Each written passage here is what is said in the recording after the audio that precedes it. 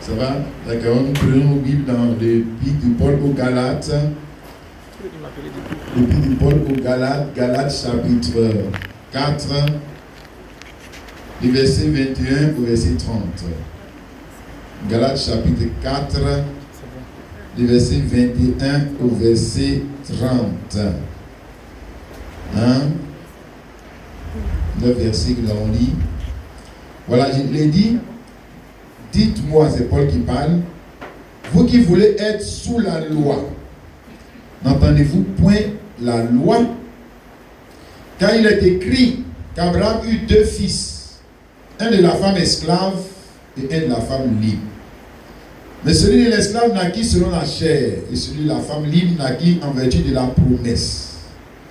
Ces choses sont allégoriques, car ces femmes sont 2 alliances, l'une du mont Sinaï, enfantant pour la servitude, c'est Agar, car Agar c'est le mont Sinaï en Arabie, et elle correspond à la Jérusalem actuelle, qui est dans la servitude avec ses enfants. Mais la Jérusalem d'en haut est libre, c'est notre mère. Car il est écrit, régis-toi stérile, toi qui n'enfantes point. Éclate et pousse des cris, toi qui n'as pas éprouvé la douleur de l'enfantement. Car les enfants de la délaissée seront plus nombreux que les enfants de celles qui étaient mariés. Pour vous, frères, comme Isaac, vous êtes enfants de la promesse. Et de même qu'alors, celui qui était né selon la chair persécutait celui qui était né selon l'esprit, ainsi en est-il encore maintenant. Mais que dit l'Écriture? Chasse l'esclave et son fils, car le fils de l'esclave n'héritera pas avec le fils de la femme libre. Amen. Amen. Alors, nous allons continuer notre étude que nous avons entamée le dimanche dernier. Et ce matin, nous allons parler: le charnel n'héritera pas avec le spirituel. Alléluia. On commençait à parler le dimanche dernier du charnel et du spirituel. Nous essayons de faire comprendre à l'église c'est quoi charnel, c'est quoi le spirituel. Amen. Nous avons dit le dimanche dernier que les dons spirituels ne font pas les dons spirituels. Hein? Alléluia. Et que tout ce qui n'est pas Christ n'est pas spirituel, même s'il y a don dedans. S'il n'y a pas Jésus-Christ, ce n'est pas spirituel, c'est charnel. Ok? Alléluia. Et ce matin, donc, comme je l'ai dit, nous allons continuer notre sujet pour parler de ce sujet parce qu'il est important que vous et moi, les bien-aimés, nous ne soyons pas seulement dans une église, mais que nous puissions atteindre l'objectif de Dieu, c'est de faire de nous des hommes spirituels. De nous emmener à un autre niveau de vie. Parce que le spirituel, c'est le niveau de vie dans lequel il y a des promesses. Hein? Le spirituel, c'est le niveau de vie que tu dois atteindre. Sinon, tu ne peux pas hériter des promesses. C'est de ça que nous allons parler particulièrement ce matin. On n'a pas dit de venir seulement à l'église. Il y a un niveau de vie pour lequel Jésus-Christ est mort et que nous devons atteindre. Autrement, nous ne pouvons pas hériter des plus grandes choses et des plus précieuses promesses que Dieu a pour nous. Car les plus grandes choses, les plus précieuses promesses que Dieu a pour nous ne sont pas dans le charnel, mais sont dans le spirituel. Amen. Et c'est pour ça que en toutes choses, nous devons considérer le spirituel d'abord. Du moins, si nous voulons ce qui est meilleur pour nous-mêmes. Ok? Amen. Si nous voulons ce qui est meilleur pour nos enfants, nous devons considérer toujours le spirituel. Si tu dois te marier, considère le spirituel. Si tu dois travailler, considère le spirituel. Tout ce que tu dois faire, considère d'abord ce qui est spirituel. Ne considère pas en premier ce qui est charnel. Ça, c'est l'homme charnel qui fait cela. Voyez?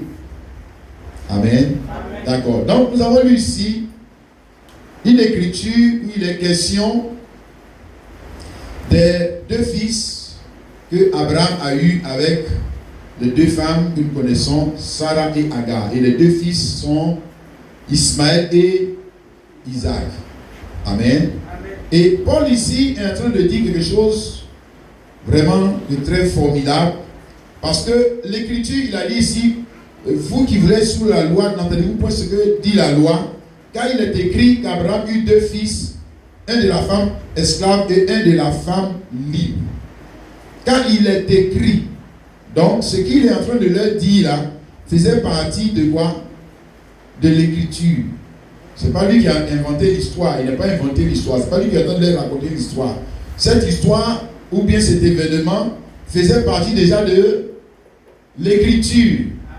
Amen. Amen. Donc, le fait que Abraham est allé vers Agar, il a eu Ismaël, et ensuite il est allé vers Sarah, et il a eu Isaac, ça faisait déjà partie de la Bible de l'église juive. Donc, il connaissait cette histoire. Amen. Amen. Il pouvait même te la raconter parfaitement, n'est-ce pas? Amen. Mais ce qu'il ne connaissait pas, c'est le sens spirituel. C'est le sens spirituel de cette écriture, de cette histoire. Il savait très bien que c'est écrit dans la Bible, comme Abraham l'a dit. Il est écrit qu'Abraham a eu 2 fils, un de la femme esclave et un de la femme libre. Oui, ils le savent. Ils savent, c'est écrit. Parce que Paul même dit il est écrit. N'est-ce pas? Oui, c'est écrit. Ça, c'est l'écriture. Mais le sens spirituel de cette écriture, Amen, c'est celle-là qui va faire de toi un homme spirituel. Or, le sens spirituel de l'écriture n'est pas venu avant le ministère de Paul. C'est ce que Paul est en train de nous révéler ici. C'est Paul qui est en train de nous révéler le sens spirituel de cette écriture qui datait depuis de 2000 ans. Tu vois ça, mon frère? Donc, ils ont lu, chaque culte ils lisent, chaque culte ils lisent, chaque culte ils lisent, mais ils n'ont pas encore reçu quoi? Le sens spirituel de cette écriture. Parce que le sens spirituel de l'écriture n'est pas venu avant que Paul, le ministère de Paul ne soit. De l'apôtre Paul. C'est lui qui est ici en train de donner à nous tous, aux Juifs et à l'Église, le sens spirituel de cette écriture. Pour que nous puissions atteindre notre niveau. Parce que si tu as compris le sens spirituel de cette écriture, toi maintenant tu passes à un autre niveau, au niveau spirituel. Toi tu ne vas plus lire cette écriture et la comprendre selon la tradition juive. Maintenant tu la comprends selon quoi? L'esprit. Selon l'esprit. Amen. Amen. Ici dans 2 Corinthiens chapitre 3, le verset 6, Paul dit, il nous a rendu capables d'être ministres d'une nouvelle alliance, non de la lettre. Non de la lettre. Ok? Donc nous ne sommes pas, nous, ministres de la lettre. Or, les Juifs et leurs prédicateurs, et eux-mêmes aujourd'hui, beaucoup de prédicateurs sont des ministres, c'est-à-dire des serviteurs de la loi, lettre. Paul dit non, nous, Dieu ne nous a pas rendu capables d'être ministres de quoi? D'une nouvelle alliance, non de la lettre, mais de l'esprit. Car la lettre tue, La compréhension littérale de la parole là, il dit que ça ne sauve pas. Ça ne sauve pas. Ça ne rend pas spirituel. Car la lettre, il parle de la lettre, quelle lettre? Mais la lettre de Dieu, la loi de Dieu. Il ne parle pas de la loi de Satan, il parle de la loi de Dieu. La lettre tue, la loi de Dieu tue. Parce que si tu n'as pas le sens spirituel de la loi, prends la lettre, tu vas mourir. Mais l'esprit ou la pensée, ou le spirit, tu ne prends pas les leçons, pas du spirituel. Vivifie, c'est ça qui donne la vie. C'est ça qui donne la vie. Donc tant qu'on n'a pas encore le sens spirituel de ce que Dieu a dit, on n'a pas la vie. On n'a pas la vie. Qu'est-ce qu'on a? Une tradition. Une histoire. Tu as vu ça, non? Et c'est ce que les Juifs avaient.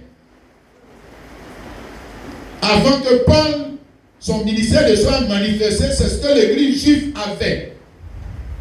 Ils avaient une tradition, ils avaient une histoire. L'histoire d'Abraham qui a marié Agar, et puis ensuite il a eu enfant. L'histoire d'Abraham encore qui a marié Sarah, et puis il a eu enfant.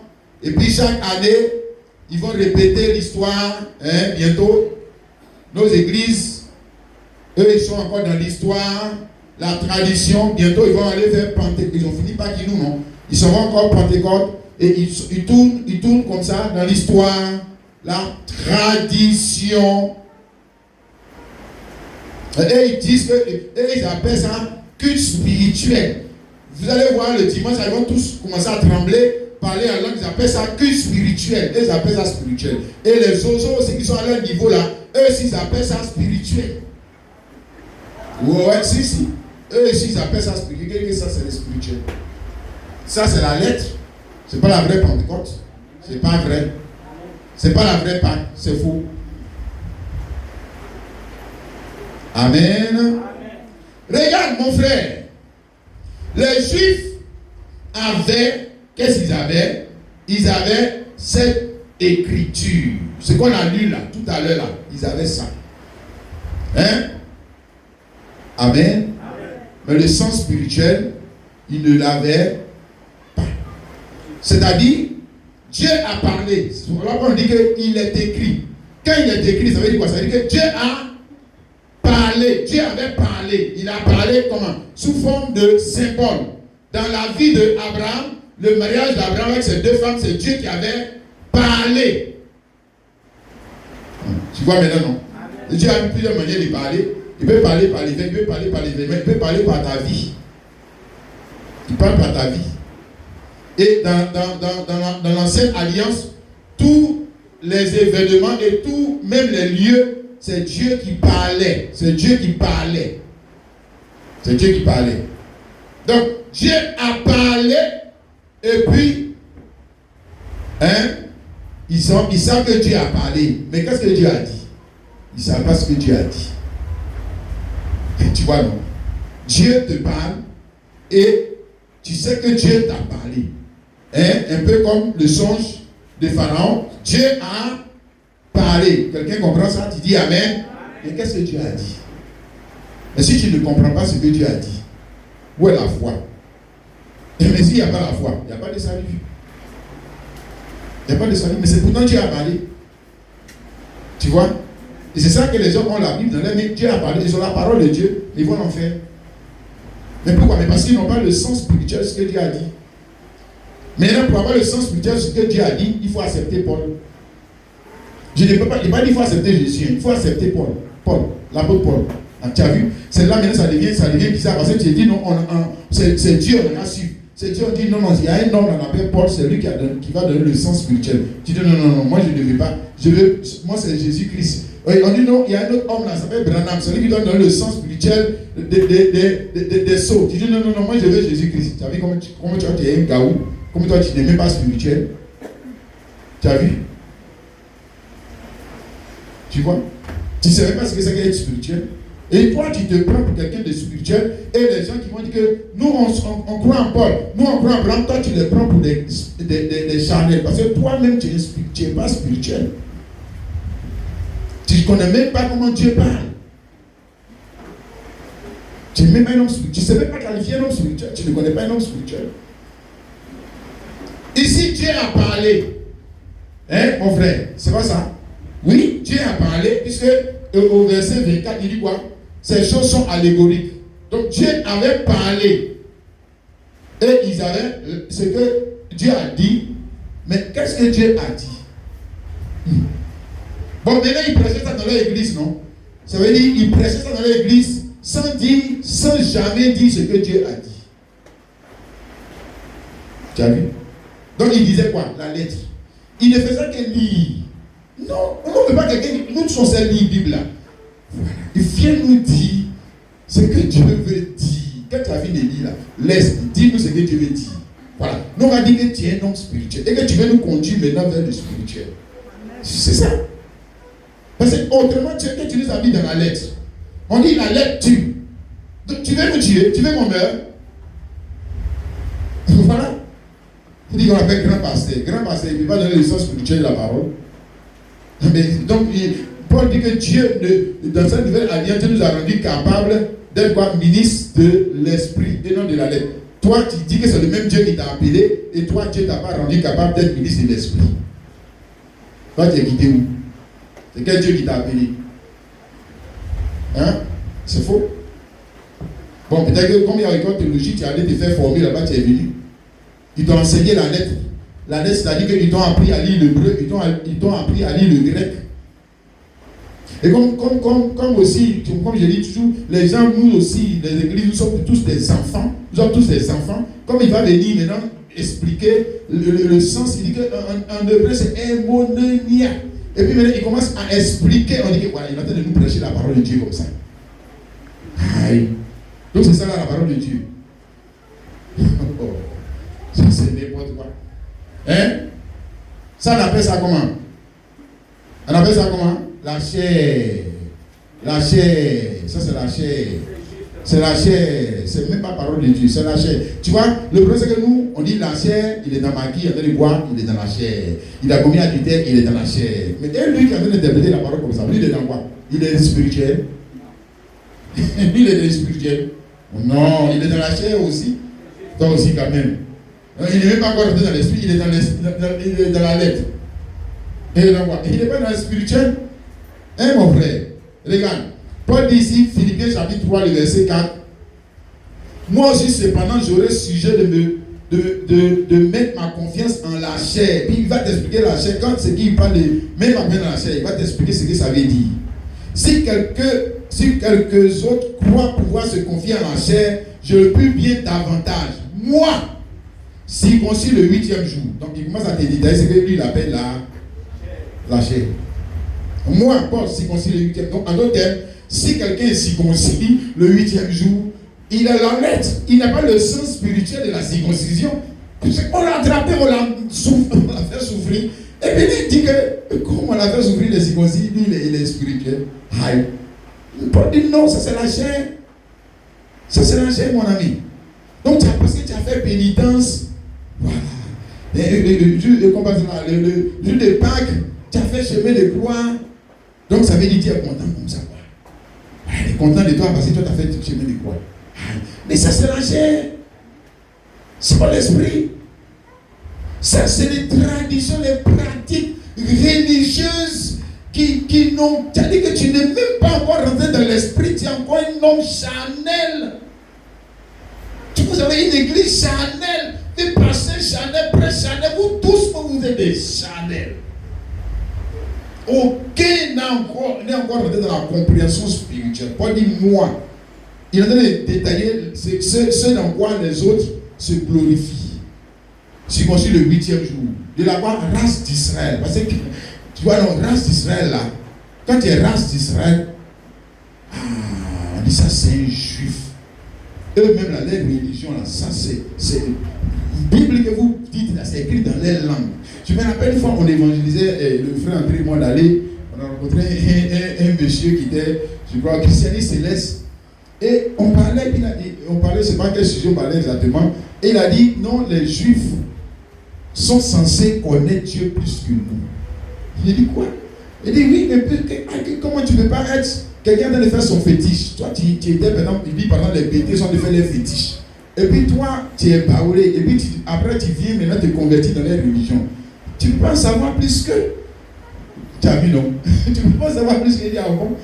C'est comme ça, toi tu vois pour Dieu. Non, viens dans la Bible, tu vas voir. Nous qui sommes venus en dernier, et c'est de ça que nous sommes en train de parler, nous qui venons en dernier là, nous sommes venus les dépasser. Ouais, parce que pour Dieu, le premier devient quoi? Et le dernier devient quoi? Tu as vu Dieu. Il a renversé toi ton ordre. Il dit que le gars est premier, il connaît. Dieu dit que ce n'est pas vrai. Le dernier va connaître plus que le premier. Voilà l'homme spirituel. Parce que c'est une autre compréhension des choses. Or, la tradition te dit que le premier, là, il est censé connaître plus que le dernier. Quand même, toi aussi. Toi, tu es venu le trouver dans l'église. Toi, tu peux connaître Dieu plus que lui. Qui t'a dit ça? Le gars, il faut t'asseoir là comme ça. Et puis, il ne faut pas faire bien. Les gens qui vont venir après toi, là, c'est eux qui vont venir t'enseigner ce que je te dis. C'est eux qui vont venir t'enseigner. Il faut bien t'asseoir. Et puis, il faut t'amuser. Tu as vu, non? Tu vas être dernier. Ils vont venir te dépasser. Tu vois? Regarde, c'est-à-dire, il y a le spirituel et il y a le charnel. Et Paul ici est en train de montrer les éléments sur lesquels certaines personnes s'appuient pour dire qu'ils sont spirituels. Le fait qu'il est né d'Israël, il est de la tribu de Benjamin, il est hébreu, né d'hébreu, hébreu 100%. Hein? Comme on dit, ivoirien 100%. Donc il est plus ivoirien que les autres. Voilà. Quant à la loi pharisienne, quant aux zèles persécuteurs de l'église, irréprochable, quant à la justice de Dieu. Mais ces choses qui étaient pour moi des gains, je les ai regardées comme une perte à cause de Christ. Parce que s'il n'y a pas Christ, tu as tout ça là, et puis tu vas l'enfer. Il n'y a plus rien. Quelqu'un dit Amen. Bien. Regarde, frère, je veux aussi faire une comparaison avec ce temps de la fin, n'est-ce pas? Amen. Donc, les Juifs avaient une écriture et ils ne la connaissaient pas, jusqu'à ce que Paul vienne. Et s'ils ne veulent pas accepter Paul, ils n'auront pas la compréhension de l'écriture. On est bien d'accord avec ça? C'est pareil aussi, l'Église a une écriture, le livre d'Apocalypse, et ils ne la comprennent pas. Ils ne comprennent pas. Sans qu'ils n'acceptent pas le ministère de qui? Branham. Ils ne la comprendront pas. Voilà. On revient à la même chose.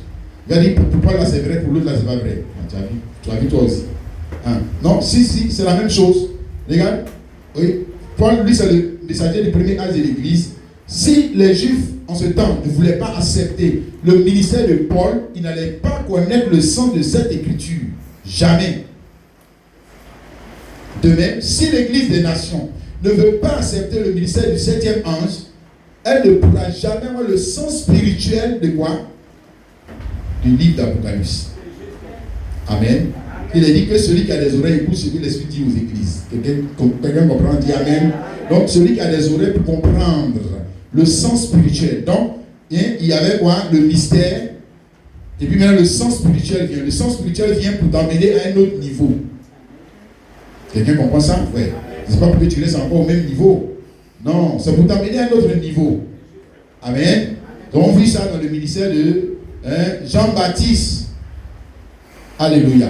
Ils ont dit que Jean-Baptiste, il est plus grand que qui? Tous ceux qui sont dans l'ancienne alliance. Si, Matthieu 11. Jean-Baptiste, il est plus grand que tous. Et je vais te dire pourquoi. On va parler un peu de cela, mais un peu rapidement. Je vous l'ai dit, Matthieu 11, je vous l'ai dit en vérité, parmi ceux qui sont nés des femmes, il n'y en a pas de Paris de plus grand que Jean-Baptiste. Cependant, le plus petit dans le royaume des cieux est plus grand que lui. C'est-à-dire le plus petit des chrétiens. Dans le spirituel est plus grand que Jean-Baptiste. Amen. Maintenant, dans l'ancienne alliance, dans le spirituel, on dit que Jean-Baptiste est plus grand que Salomon.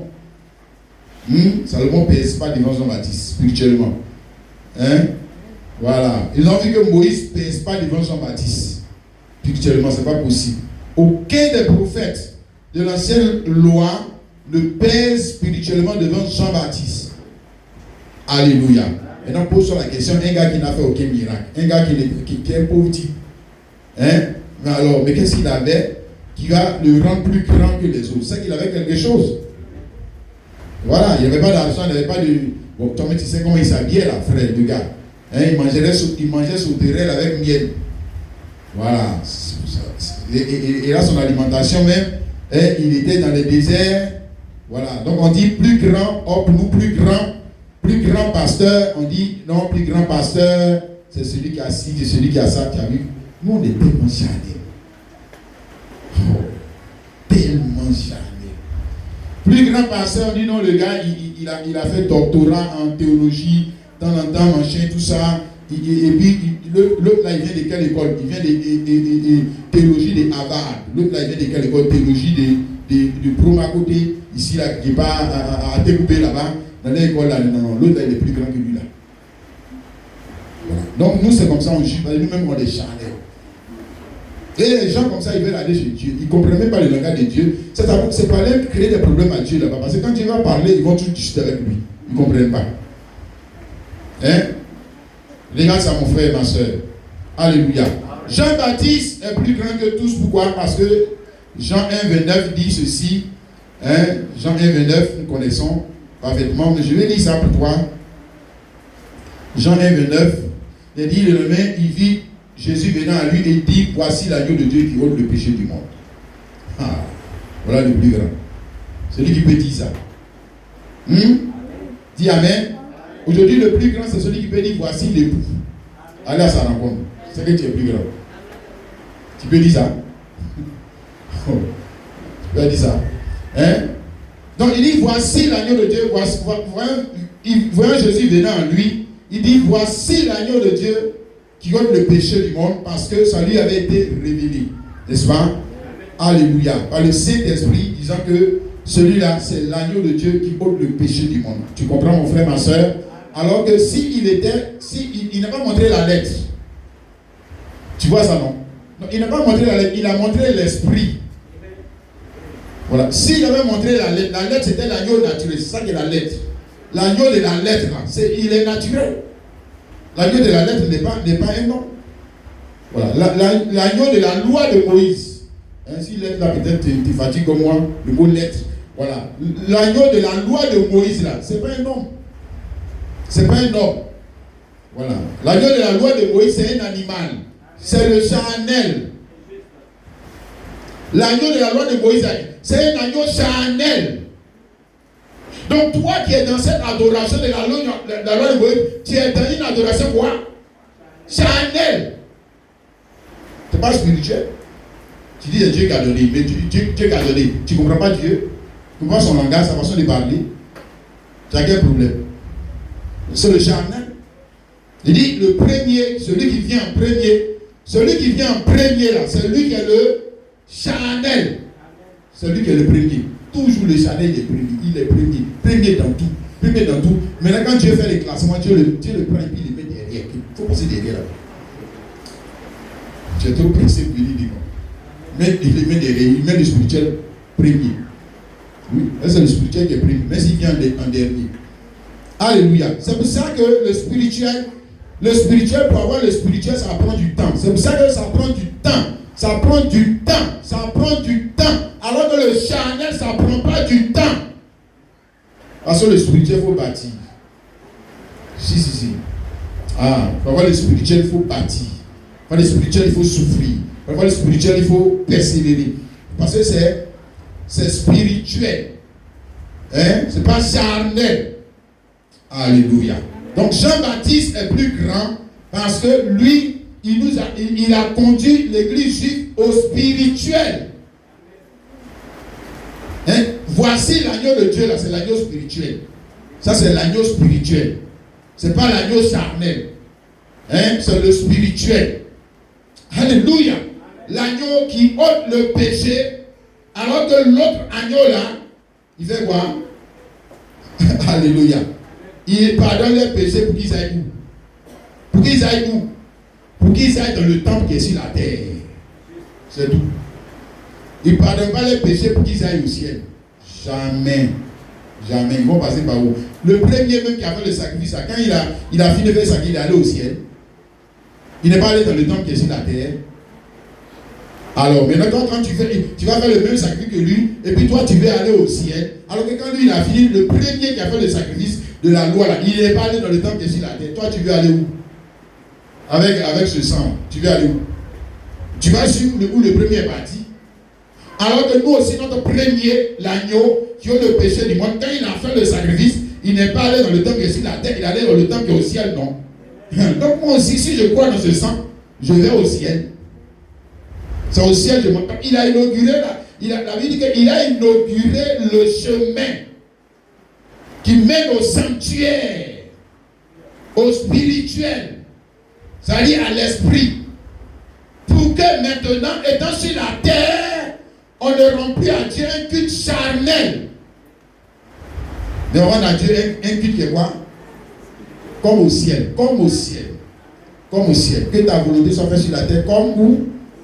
Au ciel. Comme au ciel. On n'a pas besoin d'être au ciel pour adorer Dieu bien. Même sur la terre. On adore comme au ciel. Tu me comprends mon frère, ma soeur? Alléluia. Tu vois pourquoi Jean-Baptiste est le plus grand? Amen. Dis Amen.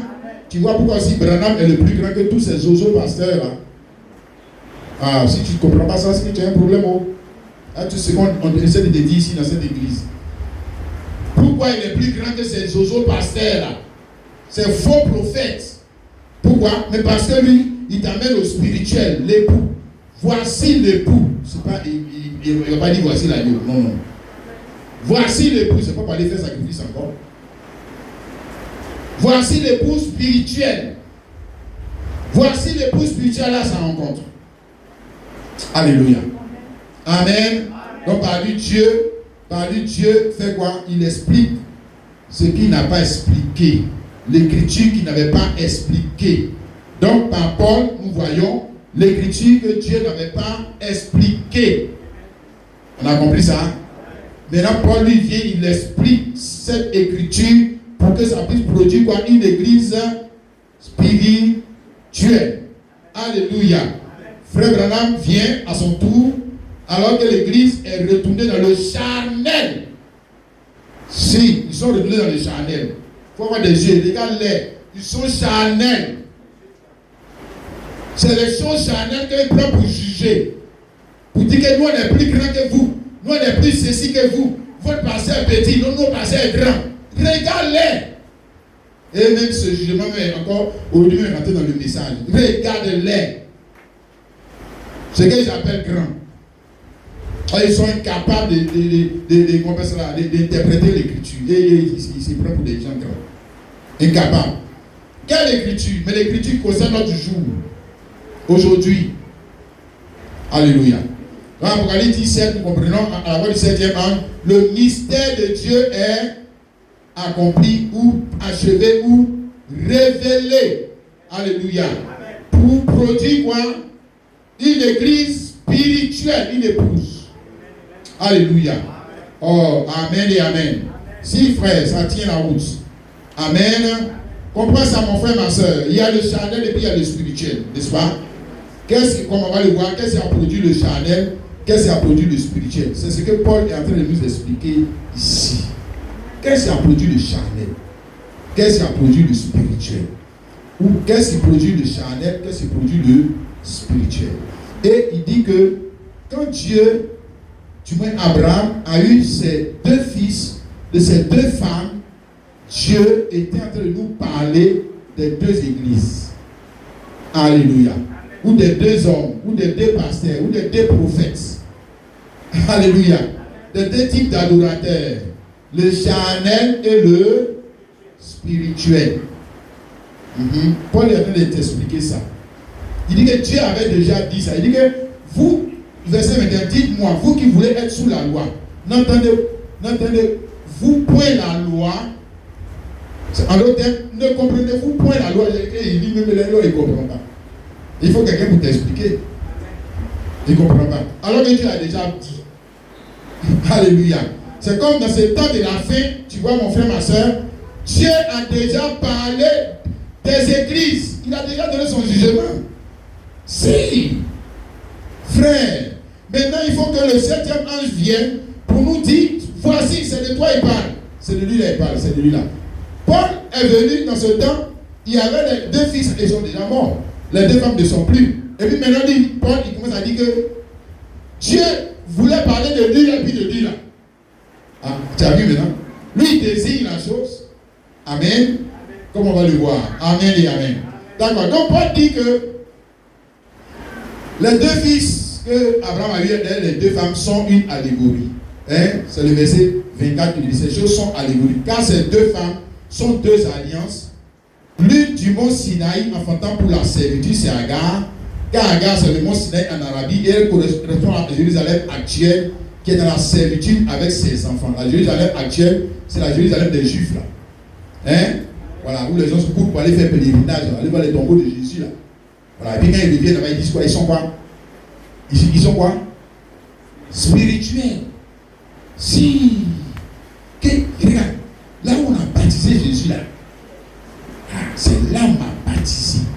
Donc lui croit qu'il en sait plus que Dieu. Si dans l'ordre on doit rentrer au ciel, là, lui il rentre avant toi. Oui. Chanel. Si. On a ramené l'eau du Jourdain.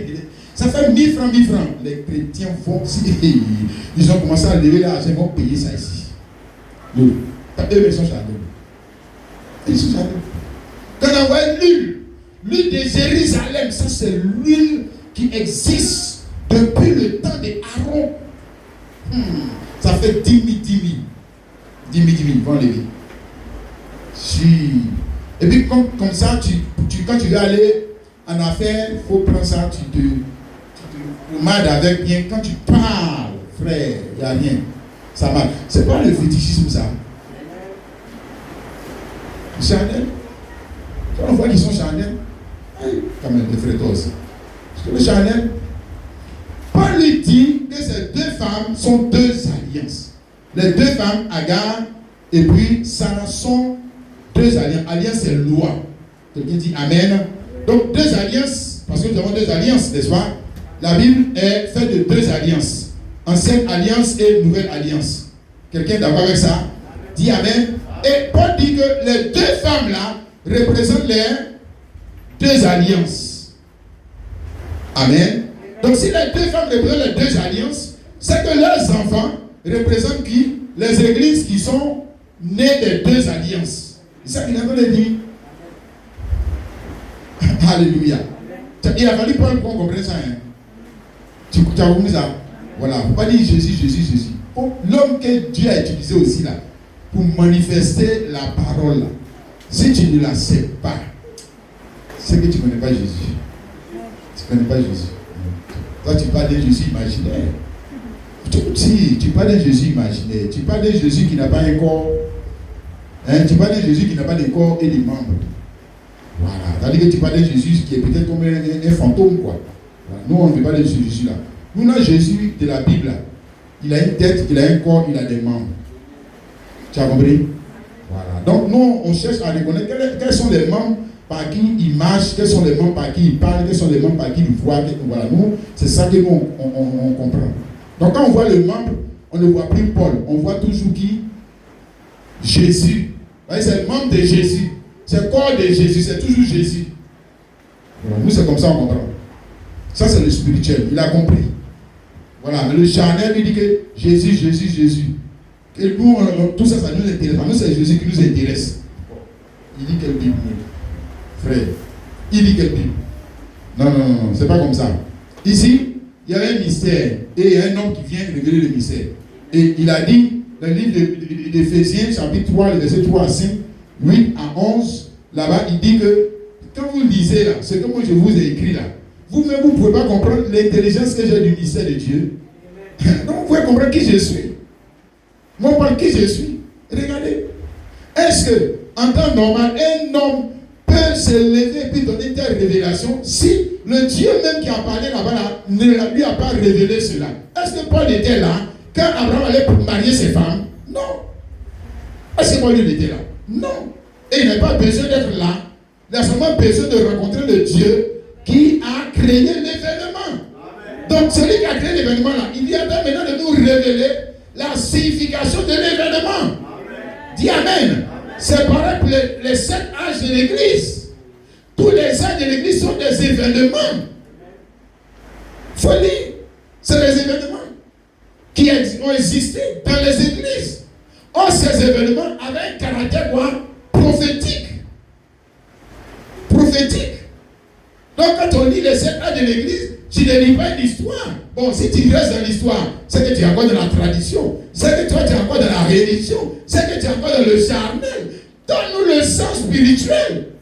On parle de quelqu'un qui existe dans l'âge. C'est de lui qu'on parle. Et pas en train de désigner les personnes de qui Dieu a parlé. Alléluia. Il dit les deux femmes là, c'est les deux alliances. Et que les enfants qui sont Ismaël et puis Isaac sont qui? Les deux peuples que les deux alliances ont produit. Parce que l'ancienne alliance a produit qui? L'église juive. Tu as compris ça, non? Et la nouvelle alliance, amen, qui a le Saint-Esprit, la nouvelle alliance, l'alliance c'est loi. Tu as compris? Quand on dit nouvelle alliance, ça veut dire que nouvelle loi. Cette loi, Ce n'est plus une loi écrite, comme ça, dans un livre. C'est l'Esprit lui-même qui est devenu la loi. Alléluia. Quand cette loi-là est descendue, ça a produit aussi quoi? Une nouvelle église. Amen. Et il dit que Isaac est le type de cette église. C'est pour ça qu'il dit au verset 28, pour vous frères comme Isaac, vous êtes enfants de la promesse. Oh, il parle maintenant aux chrétiens. Il ne parle pas aux juifs. Il dit que les juifs là, vous votre type c'est Ismaël. Alléluia. Les juifs votre type c'est Ismaël, c'est lui.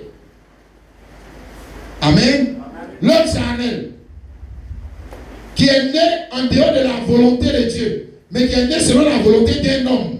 La tradition. Et le gars, il ne peut pas faire, du moins, sa femme ne peut pas faire d'enfant. Vous connaissez l'histoire dans Genèse 16, le verset 2 à 4, sa femme ne peut pas faire d'enfant.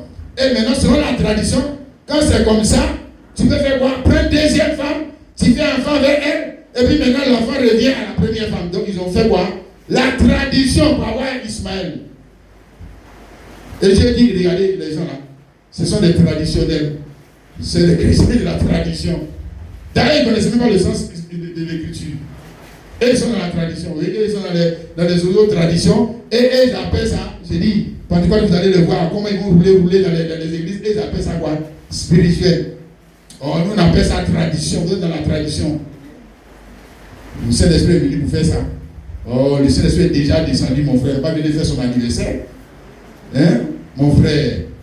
Maintenant, si tu dis que tu as l'Esprit de Dieu là, est-ce que tu entends ce que Dieu te dit dans ce jour? Tu dis, je n'entends pas, mais je parle en langue. Regarde-moi ce Chanel là. Tu parles en langue, tu ne comprends pas ce que Dieu te dit. Hein? Lui chasse les démons. On dit, non, on n'a pas besoin de ça. Dis, mon ami, tu comprends ce que Dieu dit? Est-ce que tu entends ce que l'Esprit dit aux églises? Tu as des oreilles pour entendre Dieu, mais tu as des oreilles pour entendre les faux prophètes. Tu écoutes qui? Tu n'as pas dit que tu es spirituel. Tu écoutes qui? Tu as des oreilles pour écouter qui? Ah, si tu me dis que tu es spirituel, dans ce cas, regarde. Celui que tu dois écouter, ici dans le livre de Deutéronome, chapitre 18, même dans la loi, c'était déjà dans la loi.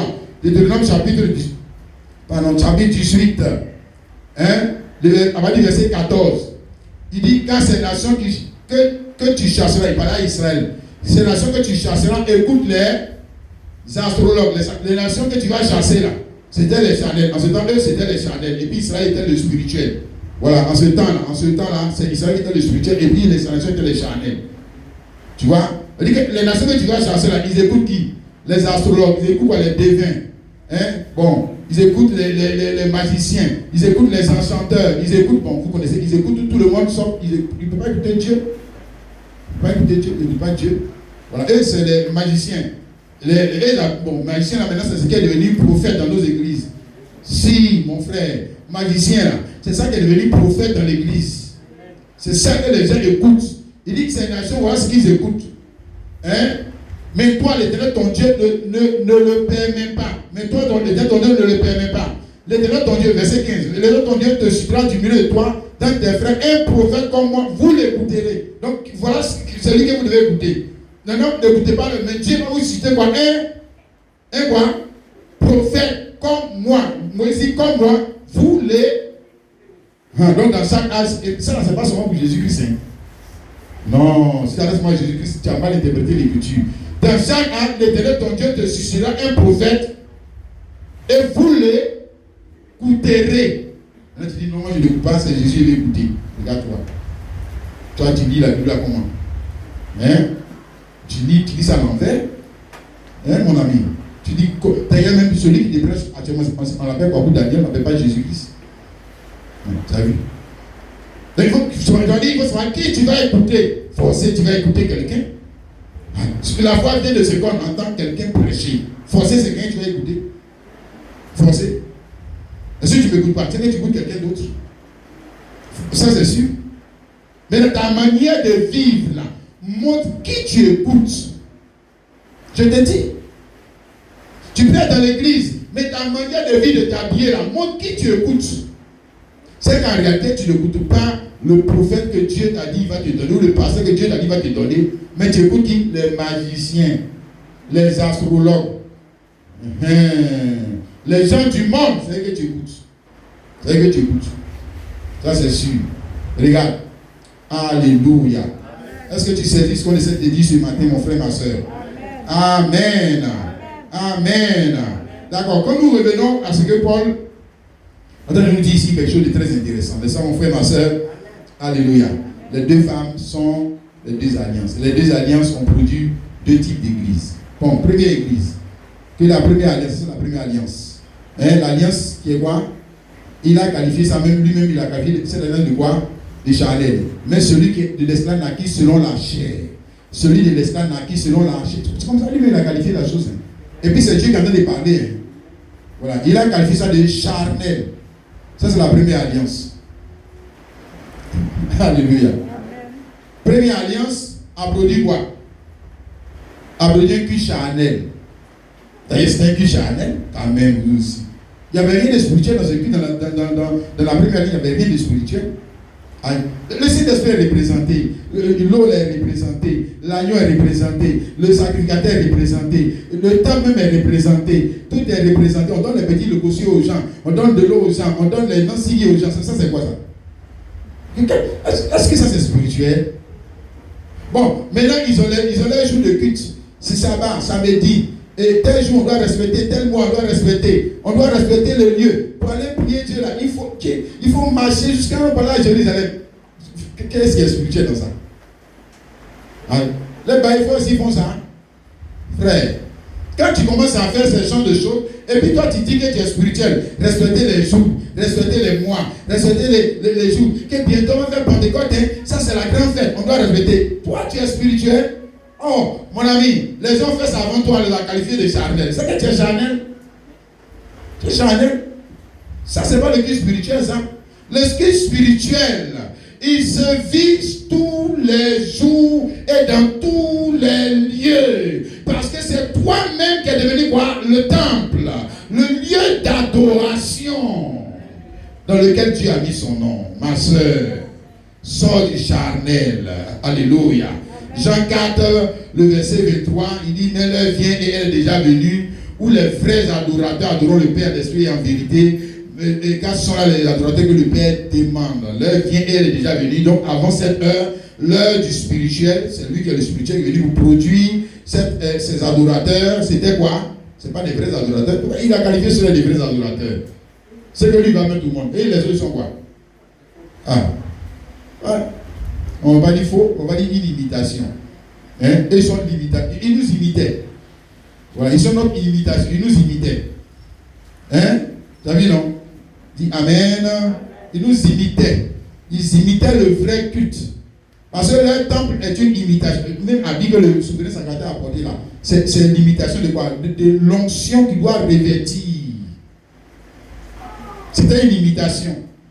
Voilà, donc quand quelqu'un aujourd'hui va porter une toge, il va porter un gros vêtement, un gros croix, il vient se mettre là, il va dire que non, tu as vu le passé, parce qu'il a habillé là, ça, l'onction de Dieu est là, il y a des choses comme ça. Et Jean-Baptiste, il était plus spirituel que ces gens-là, il était habillé avec un popo de chameau. Frère, où tu vas là, c'est pas là-bas, on qualifie de spirituel. Hein? Le frère. Donc on est retourné après le culte spirituel. Dans l'esprit, on est en train de retourner au jardin. On est en train de retourner carrément. À la même disposition, aux mêmes choses. Ce que Jésus a dit, ce n'est pas des vrais adorateurs. Non, on dit, ce n'est pas vrai, ce sont des vrais adorateurs. Non, on veut les imiter. On veut imiter les Juifs. Il dit, mais on va parler comme Yeshua Mashiach. C'est Moshe. Quand on l'appelle Moshe, il croit qu'il est plus spirituel que l'autre qu'on appelle Moïse. Et l'église là, Yeshua Mashiach, les plus charnels que j'ai jamais vus, et ils se croient plus spirituels que les autres. Pourquoi? Parce qu'eux, ils prononcent le nom de Jésus en quoi? En hébreu. Et puis toi, ta manière de prononcer Jésus même là, ils vont te dire que non, ça veut dire gros saucisson. Il y a des bêtises comme ça. Bon, moi je dis gros saucisson, puis le démon s'en va. Toi tu dis Yeshua Mashiach, démon va pas. Entre nous là, nous deux là, le démon même reconnaît que toi tu es un fou. Le démon même te dit que tu es un fou. Et les gens se laissent, les gens se laissent impressionner choses culturelles. C'est-à-dire qu'ils sont sortis de l'esprit pour revenir à la culture juive. La chose que Dieu a dit, c'est charnel là. Et ils disent que c'est spirituel. Vous ne voyez pas que c'est le démon qui est nous fatiguer. Hein? Qui vous ramène en arrière.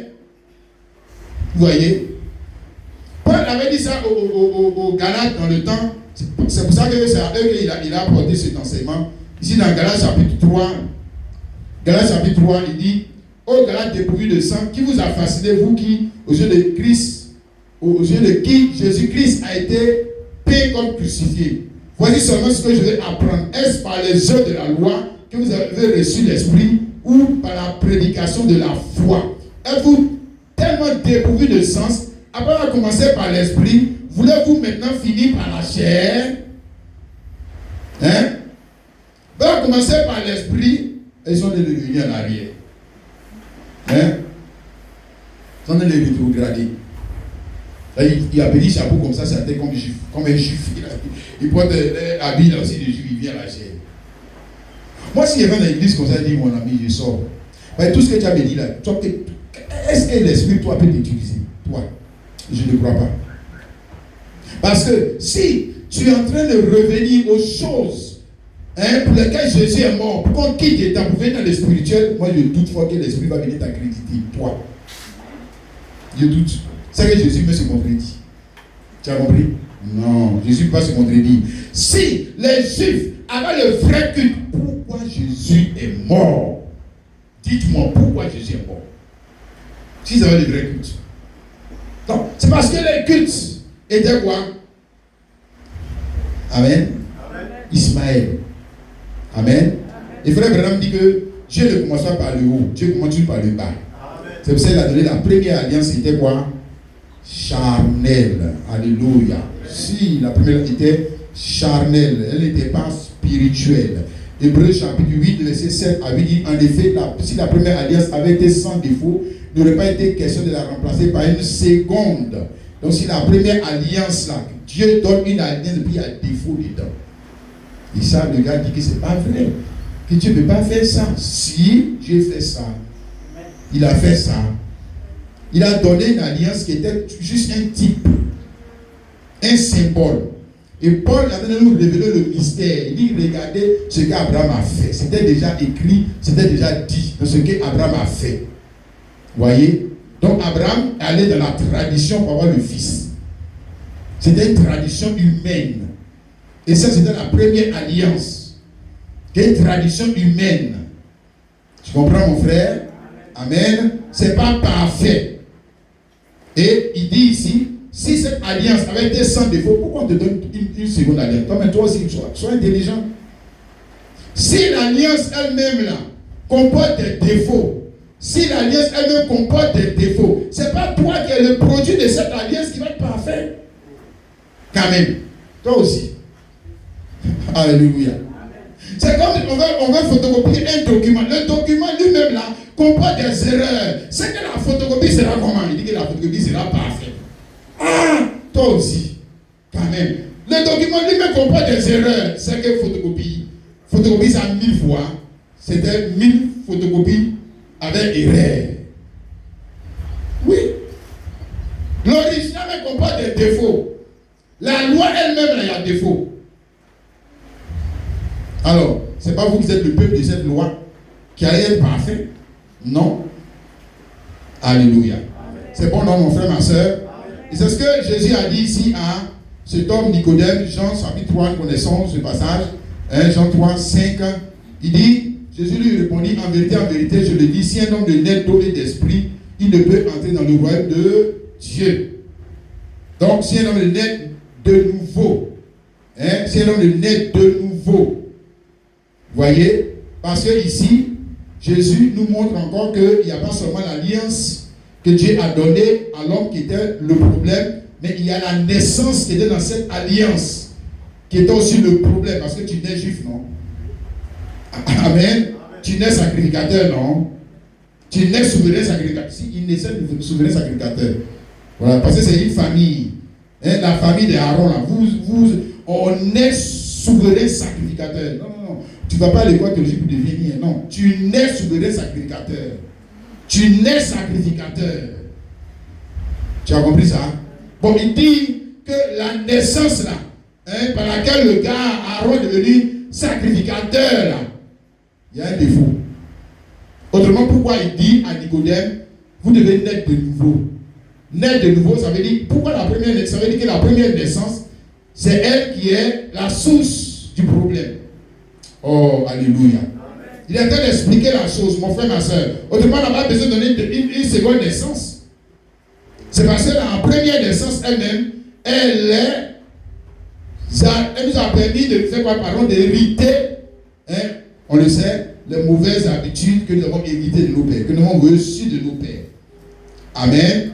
D'accord. Donc maintenant, nous devons passer à une seconde naissance. La seconde naissance, c'est fait par la seconde loi. C'est pour ça qu'il y a une autre alliance dans laquelle il y a la nouvelle naissance. Et cette alliance, Sarah était le type de cette alliance. Alléluia. Il a dit les deux femmes sont deux alliances. Les deux femmes sont deux alliances. Femme, ça veut dire une naissance. Elle a mis quelqu'un au monde. N'est-ce pas? Amen. La seconde femme qui est Sarah a mis quelqu'un au monde. Et quand elle a mis quelqu'un au monde, on n'a pas qualifié cet homme-là de charnel. On l'a qualifié de quoi? Spirituel. Fils de la promesse. Pourquoi? Parce que regarde la manière dont Isaac est né. Regarde sa manière de naître. C'est vrai qu'Abraham est allé vers Sarah, mais regarde la manière. La manière montre qu'il y avait l'esprit. Dis Amen. Ce n'était pas une naissance naturelle. Ce n'est pas une conception, on pourrait dire, traditionnelle. Parce que dans la tradition, personne n'était jamais né après que le gars il est devenu vieux, il a 100 ans, la femme a 90 ans et puis ils ont enfant. Tu as déjà vu ça dans quelle tradition? Ça n'existe pas. Tu comprends mon frère? Dis Amen. Donc c'était l'œuvre de l'esprit. Et cette naissance-là était un type. C'est ce qu'Abraham est en train d'expliquer. C'est un type de quoi? La naissance de qui? L'église, du chrétien. Oh, alléluia. Qui automatiquement devient quoi? Devient premier. Il devient premier. Amen. Alors qu'en temps normal, le premier né, c'est celui qui est né le premier. C'est-à-dire, en d'autres termes, le premier né, c'est Ismaël. Le premier né, c'est Ismaël. C'est celui qui est né premier. N'est-ce pas? Et puis maintenant, Isaac est né en second. N'est-ce pas? Mais pourtant, qui était l'héritier? On a lu là tout à l'heure, le verset, je reviens ici, Galates 4, le verset 30. Mais quel dit l'Écriture? Chasse l'esclave et son fils, car le fils de l'esclave n'héritera pas avec le fils de la femme libre. N'est-ce pas? Le fils de l'esclave, or le fils de l'esclave, ce n'est pas le premier né. Ce n'est pas lui le premier à naître. Et puis on dit que le premier qui est né là, il ne va pas hériter avec celui qui est dernier. Dis Amen. Normalement, on devrait dire que toi qui es dernier là, tu ne peux pas avoir l'hérité avec le premier. Normalement, en temps normal, c'est ce qu'on doit dire. Toi qui es le dernier là, tu ne peux pas hériter quand même. C'est toi qui es le grand frère. C'est toi qui es le petit frère, non? Donc ça veut dire que c'est le grand frère qui doit hériter. Dieu dit non. Dieu change l'ordre des choses. Tu vois mon frère, ma soeur? Amen. Dieu change l'ordre des choses. Alléluia. J'ai dit, les premiers deviennent quoi derrière? Et les derniers deviennent quoi? Ça veut dire que si tu es, ma soeur, mon frère, si tu es dernier, ne pleure pas parce que tu vas dépasser le premier. Est-ce que tu sais ça? Non, tu ne dis pas bien amen, parce que c'est pas sûr. Si c'est sûr, moi je suis que c'est sûr. Si c'est sûr, parce que les promesses sont pour les derniers. Si le dernier de la classe, Dieu a fait si frère, lis bien la Bible. Les promesses de Dieu sont pour les derniers. Les pauvres, les malheureux, les stériles, les malades, les marginalisés, les orphelins, les gens qui pleurent. Les promesses ne sont pas pour les premiers. Jamais. Lis bien ta Bible. Lis bien ta Bible. C'est pour ça que entre les deux femmes, la promesse était pour la stérile. La promesse n'était pas pour la féconde. Dieu n'a pas promis le monde au plus fort. Il a promis le monde aux faibles. Donc si tu es parmi les faibles, c'est vrai que c'est difficile d'être faible. Si tu es parmi les malheureux, c'est vrai que c'est difficile d'être malheureux. Si tu es parmi ceux qui pleurent, c'est vrai que c'est difficile de pleurer, de connaître les douleurs. Mais je vais te montrer que le royaume de Dieu, c'est pour les pauvres. C'est pour ceux qui souffrent. Amen. Et Dieu est juste quand même. Il a donné pour toi. Après, il va encore prendre le royaume encore pour te donner. Hein? Premier là, il a déjà donné pour toi. Pourquoi il va prendre encore le royaume pour te donner? Donc il doit donner le royaume à celui qui n'a rien, qui n'a pas donné. C'est comme ça. Toi, il t'a déjà élevé. Tu es premier, il t'a déjà élevé, non? L'autre en bas, non. S'il doit élever quelqu'un, c'est pas toi encore, il va envoyer encore en haut. C'est que c'est celui qui est en bas, il va élever. Et souvent, quand il va l'élever, il va te dépasser. C'est pour ça que pendant que tu es en train de t'élever, assieds-toi de te moquer de celui qui est en bas de toi. Parce que fais attention, un jour, il va te dépasser. Comme Joseph, il va te dépasser. Il va devenir ton Seigneur. Parce que tu ne connais pas la promesse de Dieu qui est pour lui. Oh, alléluia. Fais attention, parce que dans le classement de Dieu, les derniers seront les et les premiers seront les... Oui, mon frère, ma soeur. Alléluia. Il dit que Ismaël ne peut pas hériter avec Isaac. Amen. Mais hériter de quoi? Vous voyez? On parle de quel héritage? Alléluia. De l'homme charnel, lui voit toujours l'argent. On dit que héritage, on a dit héritage, mais c'est ce que c'est l'argent. Tu as vu? C'est qu'il est charnel. Alors que depuis le début, on parle du spirituel. On dit héritage spirituel. L'héritage d'Abraham, la bénédiction d'Abraham est spirituelle. Elle n'est pas charnelle. Elle est spirituelle. Tu vois? Ici, dans le livre de Galates, chapitre 3, juste derrière, on vient juste derrière, Galates 3, verset 13 à 14, les questions de cela. Christ nous a arraché de la malédiction de la loi, étant devenu malédiction pour nous, car il a été écrit, maudit est quiconque est pendu au bois, afin que la bénédiction d'Abraham eût pour les païens son accomplissement en Jésus-Christ, et que nous ressuscitions par la foi l'Esprit qui avait été promis. Donc, on parle de la bénédiction d'Abraham. Depuis là, ici, on parle de la bénédiction d'Abraham. C'est-à-dire que quand Dieu a dit à Abraham, tu seras une source de bénédiction, tu seras béni, ceux qui te béniront, etc. Et toutes les bonnes paroles que Dieu a libérées sur Abraham, il y avait le volet charnel. Et puis il y avait le volet spirituel. Quelqu'un comprend, dit Amen. Par exemple, le pays faisait partie du volet quoi, spirituel. Là maintenant je fais quelque chose, vous voyez si vous comprenez. Le pays qui apprend la descendance là, faisait partie du volet spirituel. Hein? Faisait partie du volet, quel volet? Charnel. Faisait partie du volet charnel. Dans le pays là, je vais te donner pays. Et est-ce que les Égyptiens aussi n'avaient pas pays? Est-ce que les Moabites n'avaient pas pays? Voilà. Donc ils ne sont pas allés bien loin. Ils sont au même niveau que le monde charnel. Amen. La bénédiction d'Abraham était essentiellement spirituelle. Amen. C'est-à-dire Christ qui nous fait rentrer dans la vie éternelle, dans l'or éternel, la jeunesse éternelle, dans ta maison éternelle. Dis Amen. Dans ton champ éternel, n'est-ce pas? Dans ton argent éternel, dans ton vêtement de fêlé éternel, dans ta beauté éternelle, dans tout ce qui est éternel. Quelqu'un dit Amen. C'est de ça que Ismaël ne pouvait pas hériter. Tu as compris, mon frère? Non, Ismaël, dans le naturel, ça a donné aussi les Arabes. Et tu connais ce que les Arabes ont. Mais ils n'ont pas le jamais. Aller à Dubaï, partout, là. Monter sur les tours les plus hauts. Il n'y a pas spirituel là-bas. Jamais. Il n'y a pas spirituel dans ça. Hein? Tu vas aller là-bas, fais tout ce que tu veux. Tu meurs, tu vas à l'enfer. Ton temps est fini. Parce que tu es un Ismaélite. La bénédiction, tu comprends mon frère, ma soeur, d'Abraham, que nous devons rechercher, alléluia, laquelle nous devons soupirer, vous et moi, elle est spirituelle. Oh, alléluia. Et c'est ça que Jésus-Christ est venu nous donner. Alléluia. Et que l'homme charnel ne peut pas hériter à moins que Dieu lui fasse grâce et qu'il fasse quoi? Qu'il connaisse la nouvelle naissance. Voilà. Sinon, ce n'est pas pour lui. Hein, mon frère? Dis Amen. Non, sinon, ce n'est pas pour lui. Tu comprends, mon frère? Donc, il peut hériter de tout. Il peut hériter de son papa, il peut hériter de sa maman. Et puis, quand il finit de mourir, lui-même, la maison qu'il a héritée là, il laisse ça. Il va dans le trou là-bas. Et puis, c'est fini.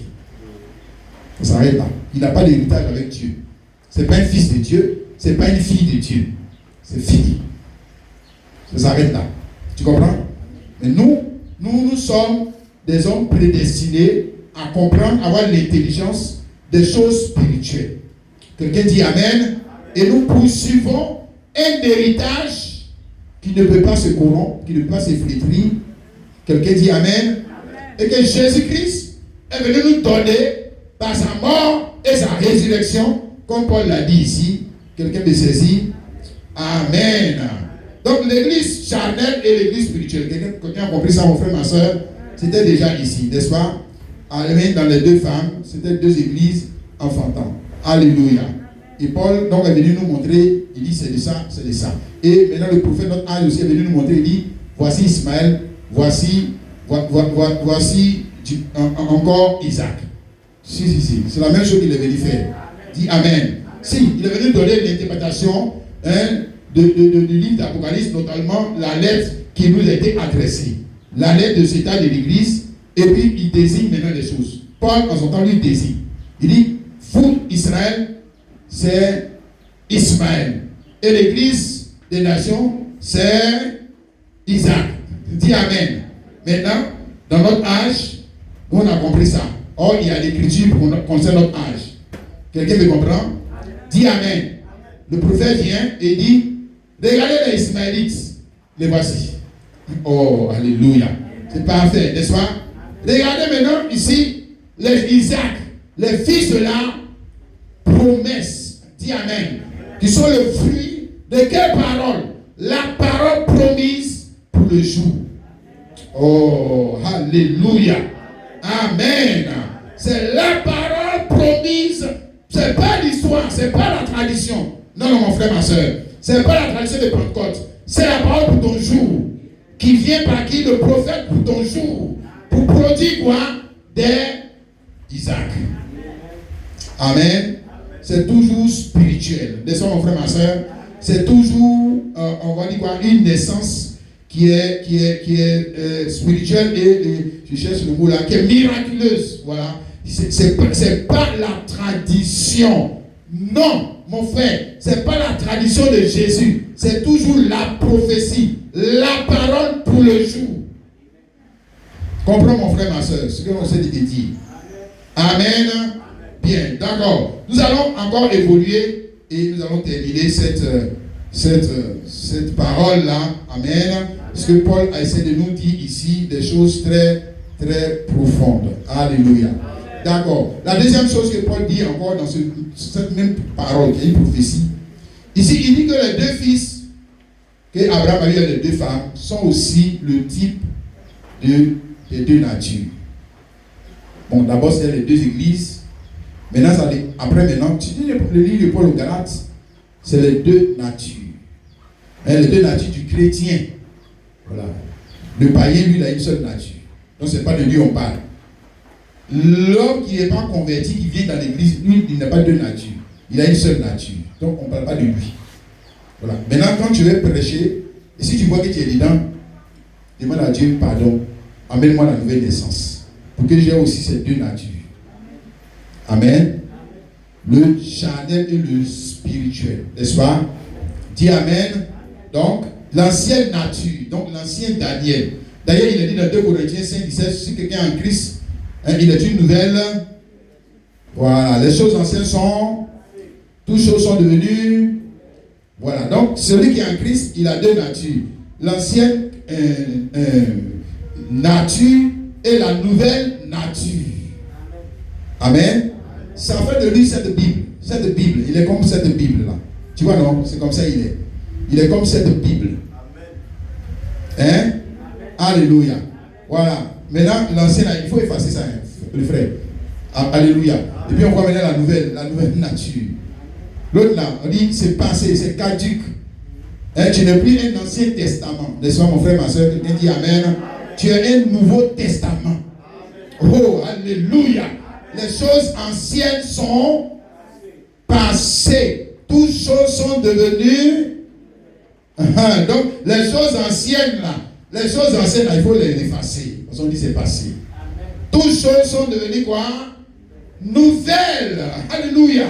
On parle de quoi? Je dis, on parle de deux natures du chrétien, n'est-ce pas? Et ces deux natures du chrétien qui sont en conflit perpétuel. Il y a un conflit perpétuel. Hein? Alléluia. Si le chrétien, comme je dis, qui est né de nouveau, il sait de quoi je parle. Parce qu'il y a un conflit perpétuel en lui, parce qu'il a maintenant une autre nature qui est venue. Alléluia. Cette nature, c'est l'homme du ciel. Quelqu'un comprend? Le premier là, c'est maman qui l'a mis au monde. C'est toutes les deux femmes. Il y a deux femmes. Tu vois, non? Premier là, nature là. Qui t'a mis au monde? C'est pas maman, c'est pas femme. Tu es d'accord avec ça? Dis amen. Deuxième nature là. Qui t'a fait ça? Qui a créé la deuxième nature? C'est pas le Saint-Esprit. Le Saint-Esprit, c'est l'homme du ciel. C'est aussi femme. Hein? Tu es d'accord avec ça? Le Saint-Esprit est une femme. Hein? Non, il n'est pas une femme. Mais comment il fait pour te mettre au monde? Hein? Non, le frère, toi aussi, quand même, comprends? Si, il ne peut pas te mettre au monde s'il n'est pas une femme. S'il n'a pas le côté féminin pour te mettre au monde, il fait comment pour te mettre au monde? Non, mais on parle de la femme spirituelle. C'est ça que Paul a expliqué ici, la Jérusalem d'en haut. Mais la Jérusalem d'en haut, c'est notre mère, la Jérusalem d'en haut. Toi, tu as ici la thèse. Est-ce que c'est la Jérusalem d'en haut, en fait, dans le sens littéral qui t'a mis au monde? Ce n'est pas le Saint-Esprit. Donc, on prend son langage. On parle de la Jérusalem d'en haut. Hein? Nous sommes nés d'en haut. Donc nous avons deux naissances. La première naissance, le premier Kwaku Daniel, la première version, Kwaku Daniel, c'est maman qui l'a mis au monde. C'est femme aussi. C'est Agar. C'est Agar. Hein? La femme est esclave. Mais ta maman n'est pas esclave du péché. C'est pas elle qui t'a mis au monde. Et quand tu as mis au monde, tu es devenu quoi? Tu n'es pas devenu un pécheur. Esclave du péché. C'est ça que Paul est en train d'expliquer. Maintenant, deuxième naissance, l'homme d'en haut, alléluia, ou la femme d'en haut, notre mère, alléluia, qui est venue en toi et qui a produit le deuxième Daniel, l'homme spirituel. Et puis le premier et puis le deuxième sont en perpétuel conflit. Frère, mon frère, ma soeur. C'est vrai. Hein? Galates 5, ici, Paul a expliqué ça, le verset 16 à 17. Il dit, je dis donc, marchez selon l'esprit et vous n'accomplirez pas les désirs de la chair. Parce qu'il y a deux désirs maintenant. Avant, il y avait un seul désir. On est d'accord avec ça? Amen. Si. Avant, il y avait un seul désir. Maintenant, il y a deux désirs. C'est-à-dire que marchez selon l'esprit et vous n'accomplirez pas les désirs de la chair. Voilà. Alléluia. Marcher, ne pas dit parler en langue. Les gens ont ramené la chose que chaque anniversaire, on dit parler en langue. On dit marcher selon l'esprit. Est-ce que marcher selon l'esprit, on attend une année pour marcher selon l'esprit? Tous les jours, marchez selon l'esprit. Vivez selon l'esprit. Parlez selon l'esprit. Habillez-vous selon l'esprit. Mariez-vous selon l'esprit. Vivez selon l'esprit. Et vous n'accomplirez pas les désirs de la chair. Mais on parle à celui qui a l'esprit. Et celui qui n'a pas l'esprit là.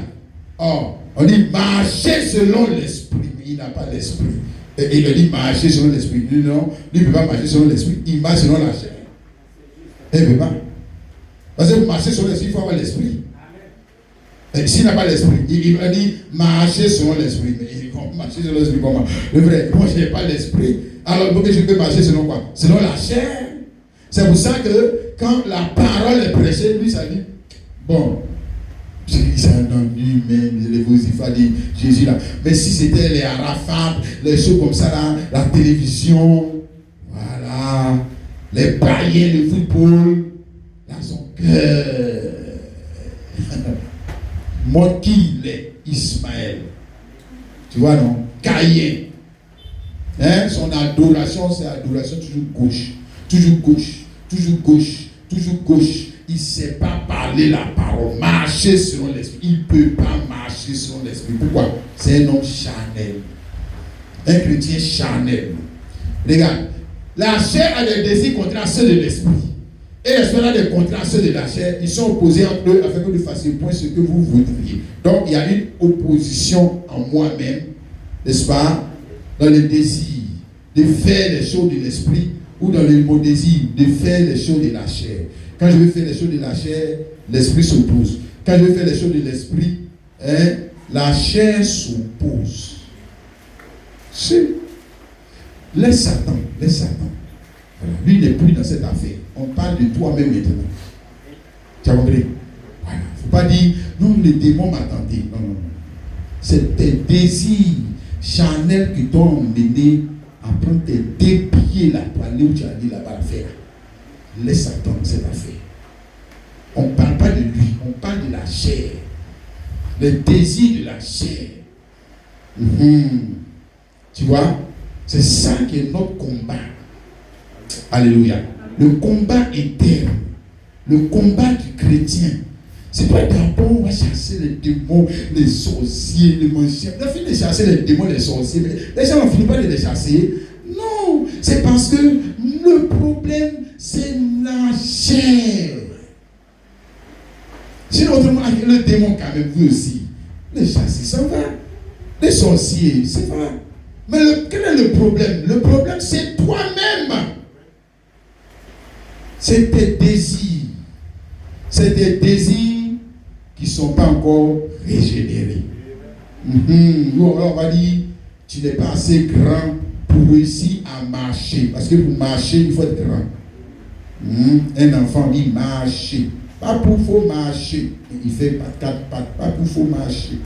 Bon, il se marche difficilement, mais un jour, il doit marcher. Parce que l'esprit grandit. Il grandit aussi. Du moins, si cette personne nourrit l'esprit avec les choses de l'esprit, grandit. Elle va grandir. N'est-ce pas? Si. Elle va grandir. Alléluia.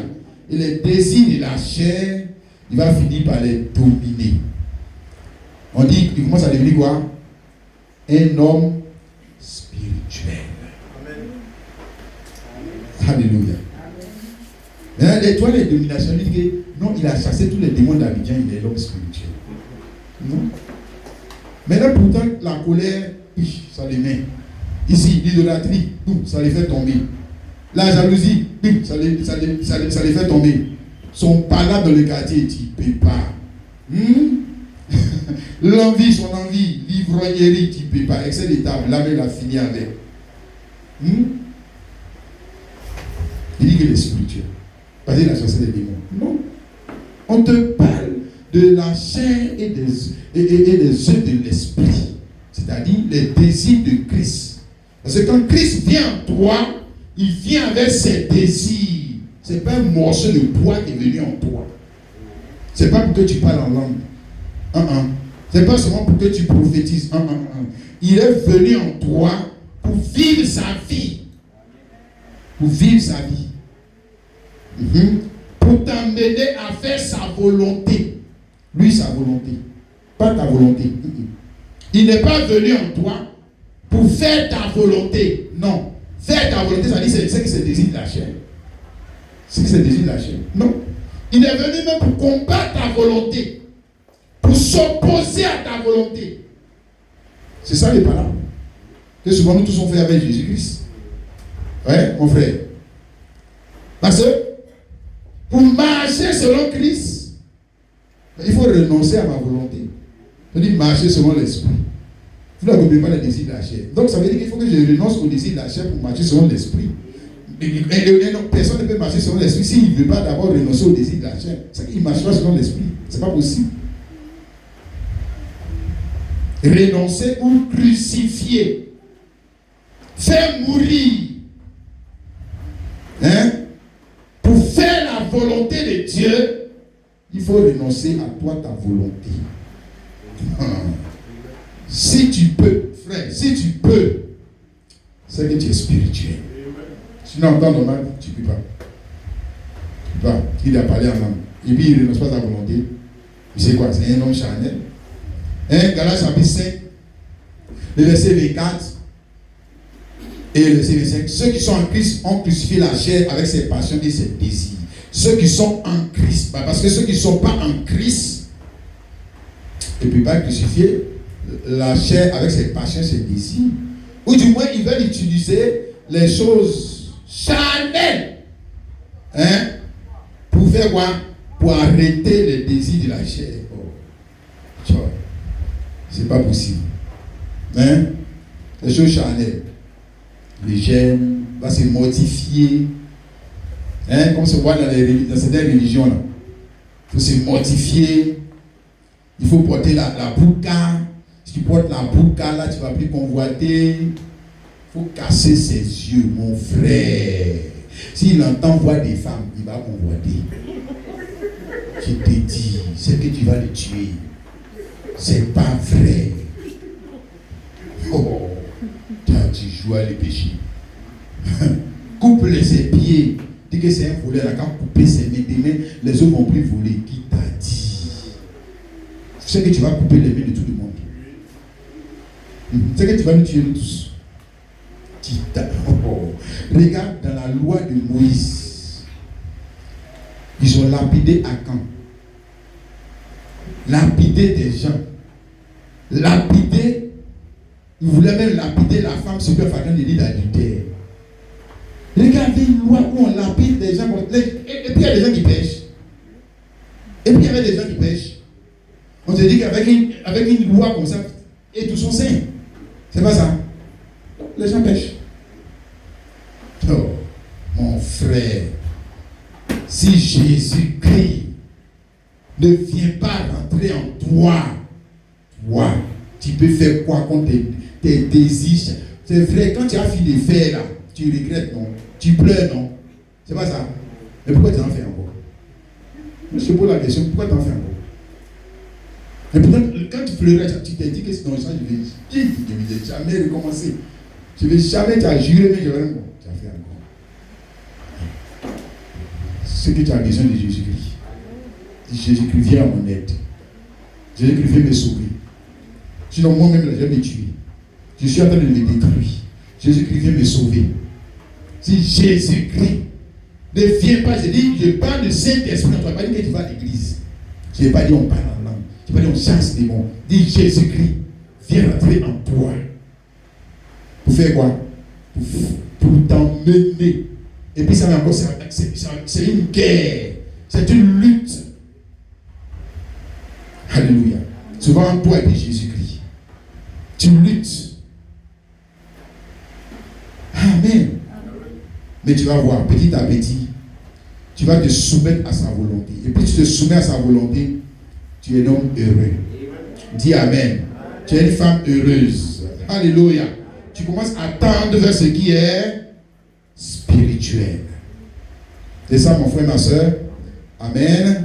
Or, pour tendre vers ce qui est spirituel, mon frère, ma soeur, je n'ai pas parlé de l'œuvre de la croix. Jésus a déjà accompli la croix. Mais cette œuvre de la croix doit venir maintenant s'accomplir, je veux dire, de façon véritable. Hein, de façon véritable en toi.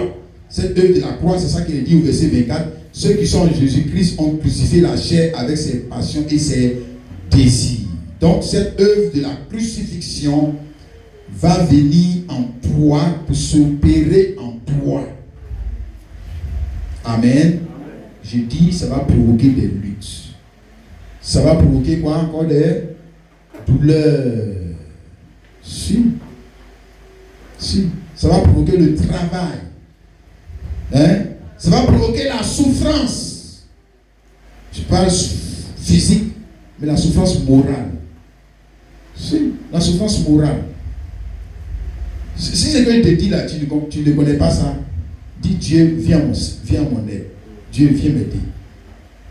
Parce que pour faire la volonté de Jésus-Christ, c'est comme une femme qui accouche.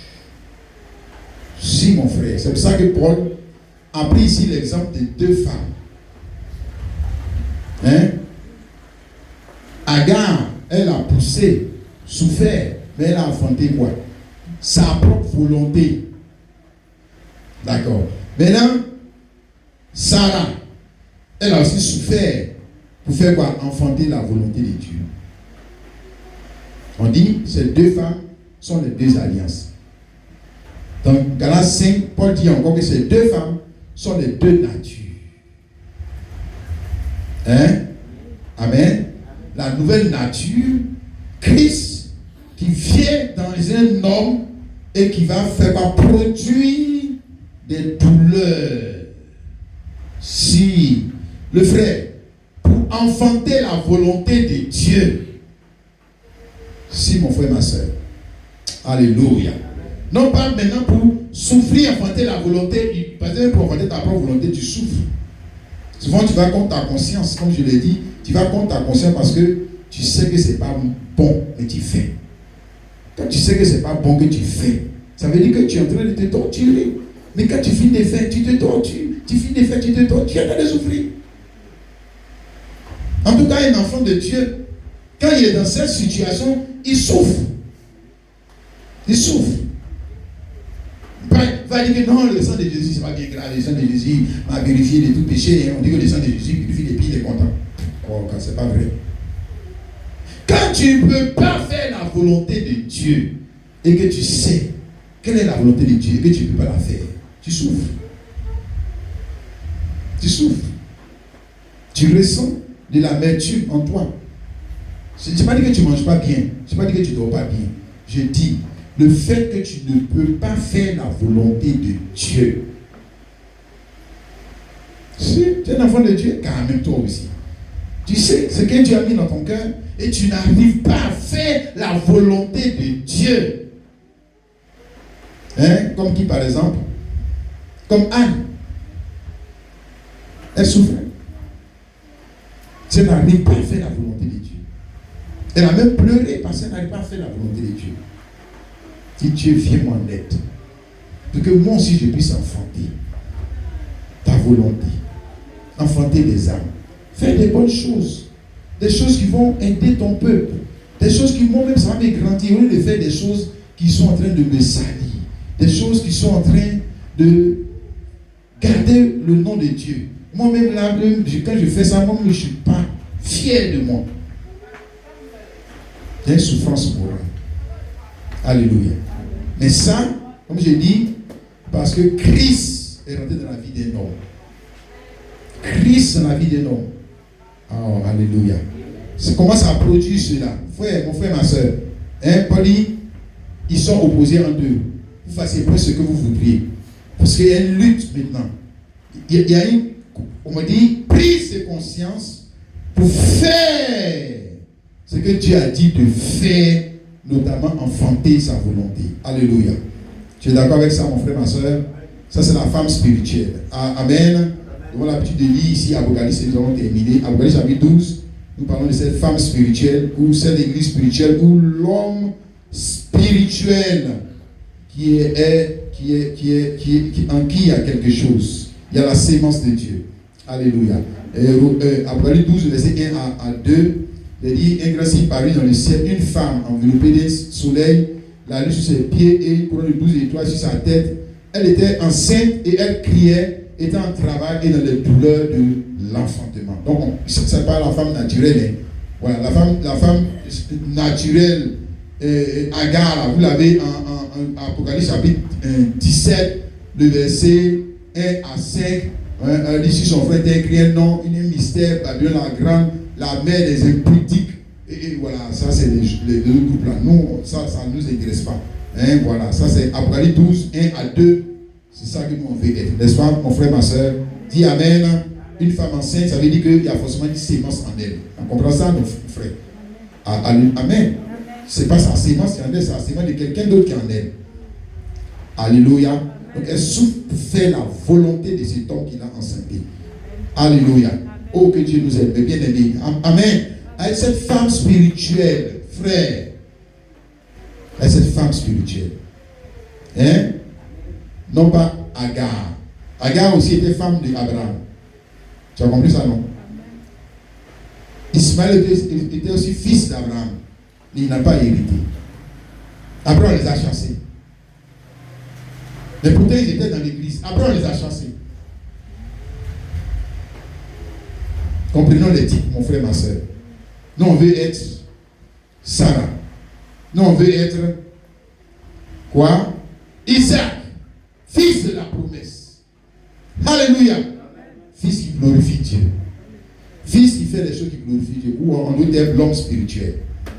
Que Dieu nous aide, bien aimés. Nous allons nous arrêter là avec mon frère, ma soeur. Amen.